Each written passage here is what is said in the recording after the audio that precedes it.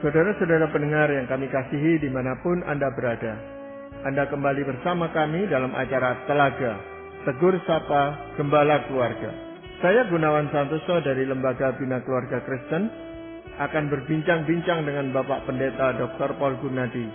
Beliau adalah seorang pakar dalam bidang konseling. Perbincangan kami kali ini tentang mematahkan sayap anak.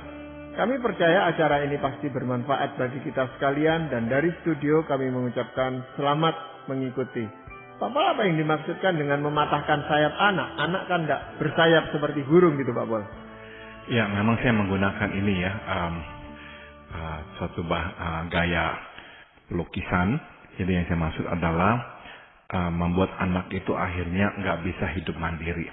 Jadi kadang-kadang ya kita ini sebagai orang tua bukannya menolong anak mandiri, tapi malah menjerumuskan anak menjadi bergantung kepada kita. Ya, jadi memang kemandirian anak itu diharapkan orang tua, padahal orang tua sendiri yang menghambat anak itu untuk bisa hidup mandiri, Pak Pol. Tetapi juga ada sebagian orang yang memaksakan kemandirian anak itu, ya. Sehingga orang yang di sekitarnya itu melihat anak masih kecil kok sudah disuruh seperti itu, gitu. Misalnya yang pernah kita bahas tentang tidur bersama. Yeah. Nah itu baru umurnya masih kurang dari 1 tahun sudah suruh tidur sendiri. Nah ini kan bisa menjadikan masalah ke depannya itu Pak Pol. Iya. Ya, jadi memang kita perlu menyeimbangkannya ya. Saya ngerti bahwa dalam soal anak, ya salah satu sukacita terbesar dalam hidup adalah mempunyai anak ya. Jadi secara alamiah, kasih sayang itu ingin terus diberikan kepada anak. Dan seiring dengan bertumbuhnya kasih, ada satu lagi hasrat yang turut bertumbuh, yaitu keinginan untuk memberi yang terbaik kepada anak. Nah sayangnya, kadang kita melangkah terlalu jauh dan malah merugikan anak. Bukan saja dia makin bergantung kepada kita, dia pun tidak mempunyai lagi keyakinan diri dan kesanggupan menghadapi tantangan hidup. Jadi ya kita masih berhati-hatilah dengan yang kita sebut demi kebaikan anak. Nah, kadang-kadang justru demi kebaikan anak itu malah mematahkan sayap anak untuk bisa mandiri. Ya. Hal-hal apa Pak Pol yang bisa dilakukan orang tua sehingga menyebabkan anak itu tidak bisa mandiri gitu Pak Pol? Yang pertama adalah melarang anak untuk bermain dengan teman. Biasanya kekhawatiran yang mendasari larangan ini adalah kita takut ya teman-teman ini akan mempengaruhi anak-anak secara negatif. Sudah tentu kita mesti mengawasi pertemanan anak dan melindunginya dari pengaruh buruk. Namun kita pun mesti berhati-hati ya untuk tidak bersikap berlebihan. Ada kalanya ya alasan sesungguhnya mengapa kita melarang anak bermain dengan teman-temannya adalah karena kita merasa cemas bila anak tidak berada di depan mata. Kita perlu menyadari bahwa bermain dengan teman adalah kebutuhan pokok bagi anak yang penting untuk perkembangan jiwanya. Ya ini kan tergantung juga usia anak itu Pak Pol. Kalau anak itu masih terlalu kecil, memang kita kan tidak tega membiarkan anak ini bermain misalnya di tetangga atau bermain di jalan apalagi gitu Pak Pol. Ya tentu saja kita membiarkan atau meminta anak itu tetap tinggal di dalam rumah Pak Pol. Jadi memang pada masa anak-anak kecil kita mesti mengawasinya ya. Karena anak-anak itu ya nggak selalu mengerti bahaya. Jadi kita harus menjaganya. Nah namun waktu anak itu misalkan sudah mulai besar, terus misalnya ada saudara datang mau mengajaknya, atau ada teman di sebelah rumah dan kita percaya kepada orang tuanya. Nah seharusnya kita juga membiarkan. Sehingga anak terbiasa juga untuk main di luar rumah, di rumah tetangganya, ada di rumah saudaranya, sehingga nggak selalu bersama-sama dengan kita dalam rumah. Nah, ini memang nggak gampang buat orang tua lakukan karena sekali lagi, secara alamiah tuh kita itu baru merasa tenang kalau bisa melihat anak kita, baik di rumah kita ataupun di mana kita mukanya masih melihatlah dia ada. Nah, tapi sekali lagi pertemanan anak itu penting. Dia mesti bisa bermain-main dengan teman-temannya dan karena di sekolah ya memang sudah ada, tapi sebetulnya nggak cukup.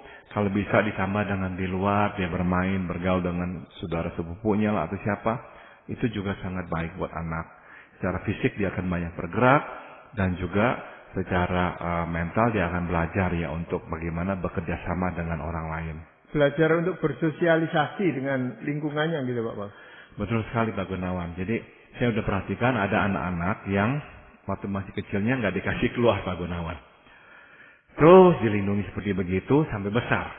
Akhirnya anak-anak itu tuh karena nggak terbiasa bermain dengan orang lain, hanya ke sekolah, main sebentar-sebentar dengan teman-teman, pulang, terus di rumah. Hari Sabtu Minggu juga terus di rumah. Dan itu akhirnya dibawa sampai usia remaja. Karena orang tuanya tetap melarang. Dan anak itu karena udah terbiasa hidup dalam rumah, dia takut juga untuk keluar rumah. Dan rasanya juga ya nggak bisa lagi bagaimana caranya bermain atau berinisiatif, menjalin relasi dengan teman. Akhirnya sendirian, terisolasi. Nah, pada usia-usia udah mulai dewasa lah baru orang tua sadar. Wah ilah anak saya ini kok diam di rumah aja, baru disuruh-suruh keluar, baru disuruh main, baru disuruh bergaul. Tapi masalahnya adalah dia nggak ngerti bagaimana caranya bergaul. Buat kita yang udah terbiasa bergaul, Pak Gunawan, kita itu tuh nggak lagi mikir mau ngomong apa setelah mengucapkan ini perkataan. Tapi buat anak-anak yang nggak bisa bersosialisasi, setiap kalimat itu menjadi pergumulan dia karena dia benar-benar nggak ngerti mesti bicara apa. Dan waktu temannya mengeluarkan kata-kata atau melakukan sesuatu atau ya misalnya berguyon atau apa, dia juga benar-benar tuh nggak ngerti bagaimana menimpalinya gitu, bengong benar-benar. Nah, otomatis buat dia akhirnya bersama dengan kerumunan orang itu hal yang nggak nyaman, makanya dia makin menutup diri. Nah, tapi sekali lagi ini semua dimulai dari awal tuh, dari masa kecil Pak Gunawan. Tapi kan memang ada anak yang sejak kecil itu sulit untuk bergaul gitu Pak Paul. Sehingga dia walaupun didorong-dorong, dimotivasi ya tetap dia milih main di rumah. Apalagi sekarang banyak permainan untuk anak yang bisa dikerjakan sendiri di rumah gitu. Ya, jadi kita memang harus mengerti kondisi anak kita masing-masing ya. Misalkan anak saya ada 3. Satu dari anak saya mirip seperti itu Pak Gunawan. Memang dia itu senang dengan bidang-bidang sains ya, eksakta, dan akhirnya ya studinya juga bagian sains. Nah, dia memang nggak begitu bisa itu bergaul. Nah, apa yang kami lakukan?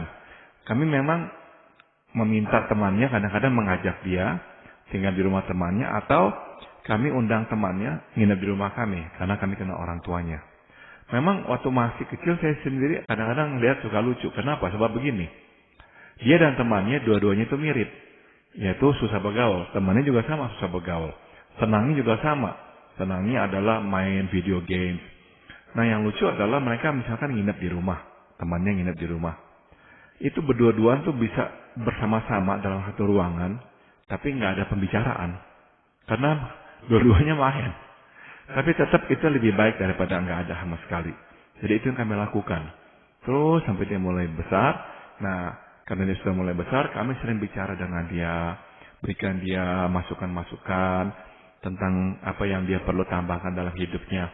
Nah, karena dia sudah besar, bisa diajak bicara, dia akhirnya mulai mengakui, iya, memang saya ini lemah dalam bidang pertemanan ini. Jadi dia secara sengaja atau secara terencana berusaha untuk memperbaiki kelemahannya ini. Meskipun tetap saya harus akui sampai sekarang pun keterampilannya bergaul masih tetap memang nggak sama dengan teman-temannya. Dia tetap memang harus bergumul dalam hal bergaul. Nah ini adalah keunikan dari anak-anak tertentu yang memang kuat dalam bidang-bidang tertentu itu. Nah kalau dicarikan teman yang ramah gitu, yang suka ngomong, yang suka cerita, itu berpengaruh enggak Pak pada anak Bapak tadi itu dalam hal ini? Nah dia itu memang kebetulan temannya yang dia bisa cocok adalah yang sehobi sama dia Pak Gunawan. Jadi kalau misalnya temannya itu lebih berani, lebih banyak ngomong atau dan sebagainya, tapi hobinya sama, bisa. Nah contohnya adalah waktu dia kuliah. Nah dia dapat teman kamar yang lebih bisa bergaul. Tapi sebetulnya banyak miripnya sama dia. Bidang studinya apa, mirip sama dia sama gitu. Bidang-bidang sains juga. Nah sehingga dia bisa berelasi dengan temannya ini. Nah temannya itu banyak sekali menolong dia. Sehingga akhirnya dia mulai bergaul dengan teman-temannya yang lain. Jadi betul ya, jadi kalau temannya yang bisa bergaul bersama dengan dia akan tertolong. Selain melarang anak bermain itu bisa, yang Pak Paul katakan mematahkan sayap anak. Hal lain yang bisa terjadi apa Pak Pol? Melarang anak berbagian di dalam kegiatan yang tidak kita sukai itu adalah ya cara kita ini mematahkan sayap anak ya. Nah, ini bisa berkaitan dengan olahraga, musik, atau kesukaan lainnya.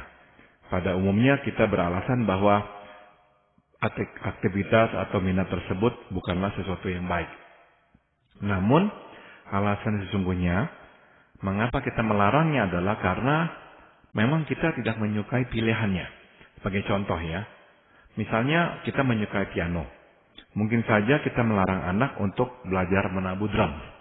Nah, larangan seperti ini sebetulnya memasuk anak untuk mengembangkan minatnya, dan ini tidak baik.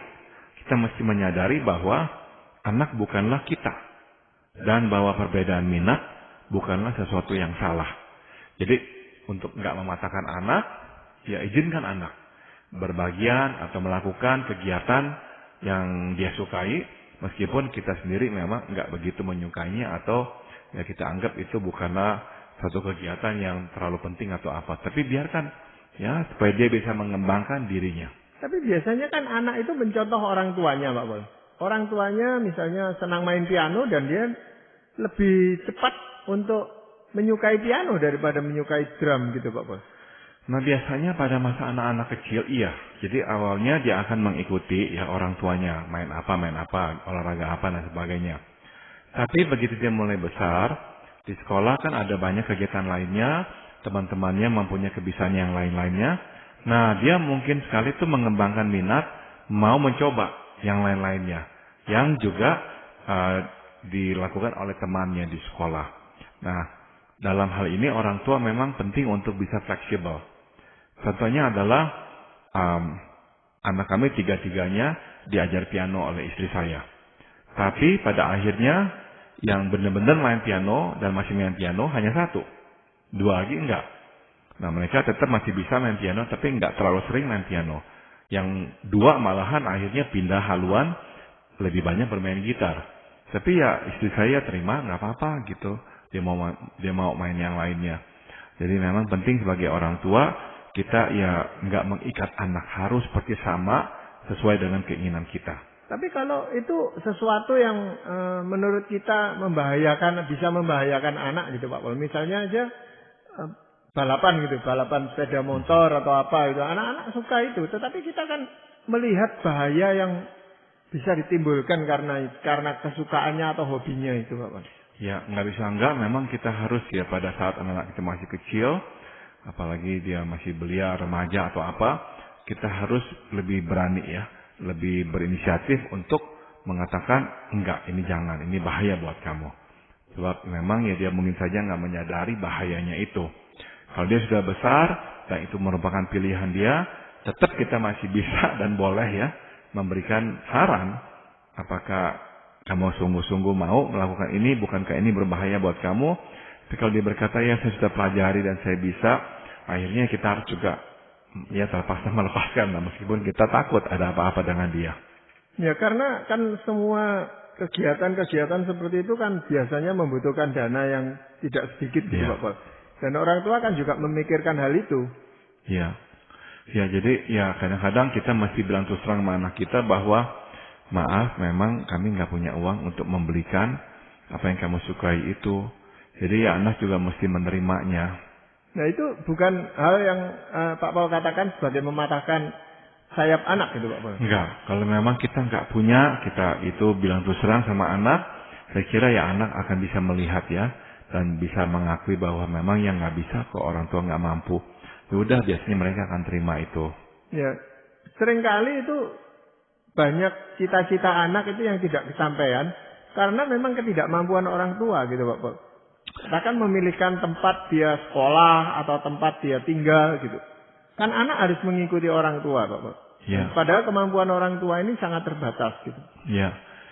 Memang udah tentu akan ada ya hal-hal yang ingin anak lakukan tapi nggak bisa karena nggak punya kemampuan untuk itu.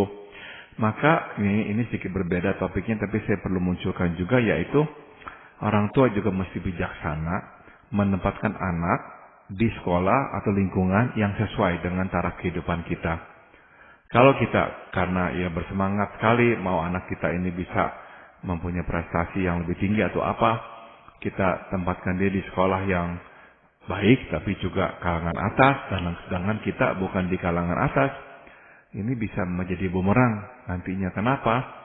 Karena si anak akan merasa tertekan sekolah di situ. Teman-temannya jauh lebih mampu dari dia secara ekonomi, main ini, ikut itu, sedangkan dia nggak bisa. Nah, itu menjadi tekanan buat dia. Iya. Hal yang lain yang bisa mematahkan sayap anak apa, Pak? Yaitu kita mengambilkan keputusan buat anak, Pak Gunawan. Nah, sudah tentu pada masa anak kecil ya, kita harus mengambilkan keputusan buat anak. Namun, seiring dengan pertumbuhannya, kita mesti memberikannya lebih banyak kesempatan untuk mengambil keputusan sendiri. Biasanya ya alasan mengapa kita terus mengambilkan keputusan baginya adalah karena kita khawatir dia akan memilih yang keliru. Nah, menurut saya daripada melindunginya dari keputusan yang salah, lebih baik bila kita mengajarkannya bagaimana mengambil keputusan. Dengan kata lain ya, kita mengajarkannya untuk memperhatikan faktor yang mesti dipertimbangkan dalam pengambilan sebuah keputusan. Dan kita dapat memulai dari hal yang kecil seperti memilih mainan atau baju. Nah, pada akhirnya anak akan melakukan kesalahan sih ya, nggak bisa dihindari. Sebagaimana kita pun ya kadang salah memilih. Ini nggak apa-apa ya, sebab ini adalah bagian dari kehidupan yang nyata. Namun, selama ia tahu bagaimana seharusnya mengambil keputusan yang baik, nah, kita harus belajar membiarkannya mengambil keputusan sendiri. Yang sering kali terjadi bagi orang tua adalah tidak sabar menunggu anak itu mengambil keputusan, Pak Bob. Karena kita sudah tahu mana yang seharusnya diputuskan, tapi kan prosesnya pengambilan keputusan bagi anak itu kan butuh waktu yang lebih lama daripada kita gitu, Pak Bob.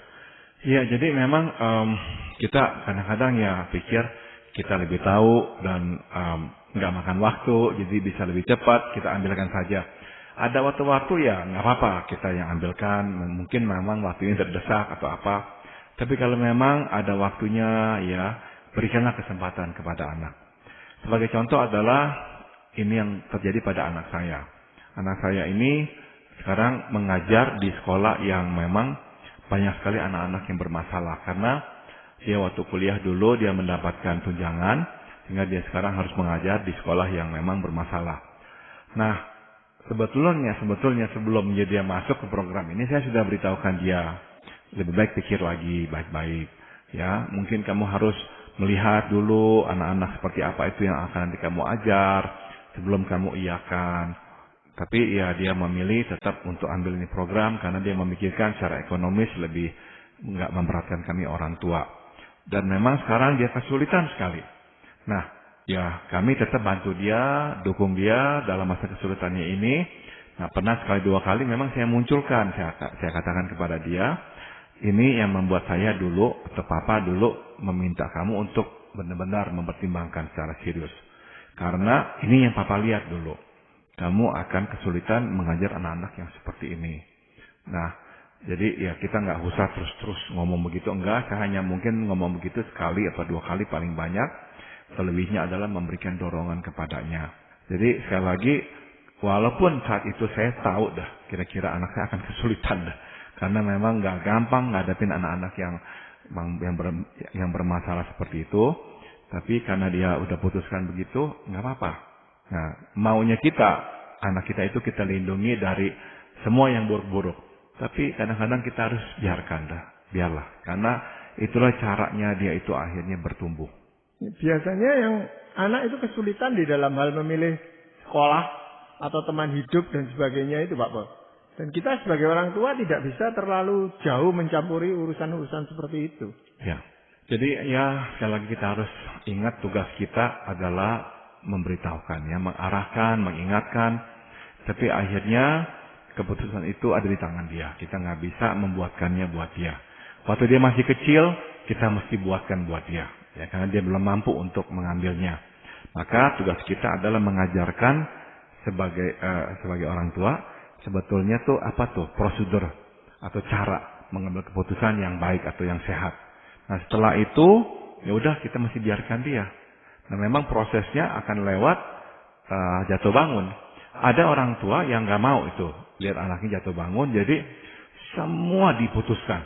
Masalahnya adalah anak ini sampai kapanpun nggak pernah belajar mengambil keputusan. Itu yang justru akhirnya mematahkan sayap si anak. Nah biasanya hal-hal apa yang kita mau sampaikan gitu Pak, supaya dia punya pegangan untuk mengambil keputusan itu Pak? Misalkan kita selalu meminta dia sebelum mengambil keputusan untuk benar-benar mengerti apa tuh kondisi yang harus dihadapinya. Jangan hanya melihat satu sisi, tapi melihatlah segala sisi. Nah, tugas kita sebagai orang tua mungkin memunculkan sisi-sisi itu. Kayak contohnya anak saya itu. Mungkin dia melihatnya dari segi, ya nggak memberatkan orang tua secara ekonomi, program ini kok program yang baik, kenapa nggak ambil aja. Nah, tapi saya memunculkan sisi yang lainnya, yaitu kamu akan nanti mengajar anak-anak yang memang sulit dididik. Karena mereka berasal dari keluarga yang bermasalah dan sebagainya. Nah, tugas kita adalah itu Pak Gunawan. Menjelaskan kondisi seterang mungkin kepada dia. Kedua, kita memang juga mesti menyadarkan kemampuannya, kesanggupannya. Jadi, apapun yang diputuskan mesti didasari atas pemahaman siapakah dirinya. Kesanggupannya apa. Jangan sampai dia mengambil keputusan yang dia sendiri nanti nggak bisa lakukan. Misalnya contoh yang lain lagi adalah kita mau juga mendapatkan pandangan dari orang lain. Jadi sebaiknya dalam pengambilan keputusan nggak hanya pandangan kita yang kita dengarkan, tapi juga pandangan orang lain sehingga kita bisa membandingkannya. Nah, saya pikir itu adalah 3 faktor utama dalam pengambilan keputusan Pak Gunawan. Iya. Apakah mungkin masih ada hal lain Pak Pol yang bisa tindakan orang tua yang bisa mematahkan sayap anak ini Pak Pol? Yang keempat dan terakhir adalah menakut-nakutinya dengan selalu membayangkan kemungkinan terburuk. Ya, memang benar ya bahwa kita ini kan hidup dalam dunia yang tidak selalu aman ya. Dan bahwa orang di sekitar kita tidaklah semua baik. Itu betul. Namun kita mesti berhati-hati ya agar tidak menanamkan pada diri anak sebuah gambar dunia yang kelam, yang gelap. Kita harus menyajikan kepada anak kondisi dunia yang real. Yaitu ada keburukan, namun ada pula kebaikannya. Jadi bukan saja kita berkata bahwa di dalam dunia tidak semua orang baik. Kita pun mesti berkata bahwa di dalam dunia tidak semua orang jahat. Melalui penjelasan seperti ini, barulah anak dapat membangun sebuah perspektif yang berimbang terhadap kehidupan. Jadi sebuah gambar tentang kehidupan yang gelap dan menakutkan, nggak bisa enggak ya akan membuat anak hidup dalam kecemasan. Dia akhirnya membangun sebuah zona aman dan selalu takut untuk keluar dari zona aman ini. Pada akhirnya, ia hanya akan mempercayai segelintir orang yang dianggapnya layak dipercaya. Nah, dia pun akhirnya akan memangkas pertumbuhan jiwanya karena dia tidak berani mengeksplorasi dan mengembangkan minatnya. Jadi hati-hati ya dengan omongan-omongan kita yang memang ya mengingatkan anak supaya berhati-hati, tapi akhirnya kita benar-benar menyajikan sebuah dunia yang terlalu menakutkan buat anak. Ya rupanya hal ini juga disadari oleh banyak orang tua. Sehingga ada orang tua yang mengatakan, saya ini tidak nakut-nakuti kamu loh. Tapi sebenarnya, tapi ini lalu ceritanya itu menakut-nakuti gitu Pak Pol. Ya. Nah ini bagaimana Pak? Ya, jadi orang tua yang biasanya menakut-nakuti anak adalah memang orang tua yang penuh ketakutan Pak Gunawan.